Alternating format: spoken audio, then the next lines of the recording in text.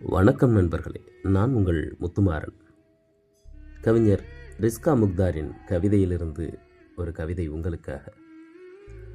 அவள் வாழ்வு முதலில் அவளை பெற்றவர்களால் தீர்மானிக்கப்படுகிறது, பின் மதத்தினால், பின் உறவினர்களால், பின் சமூகத்தினால், பின் மனமுடிப்பவனால், பின் பிள்ளைகளால்.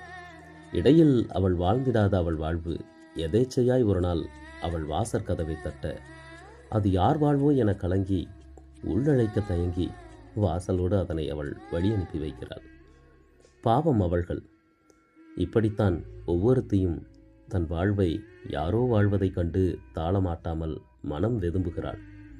பின்னும் அவள்களில் ஒருத்தி தன் விருப்பம் போல தன் வாழ்வை அவளே வடிவமைப்பாள். தனக்கெது நல்லதென அவளே தீர்மானிப்பாள். அவள்தான் பின்னொரு நாள் முன்னையவள்களின் கையாலாகாத தனத்தினால் முறைகெட்டவள் என அழைக்கப்படுவாள். உண்மையில் பாவம் அவள்கள்.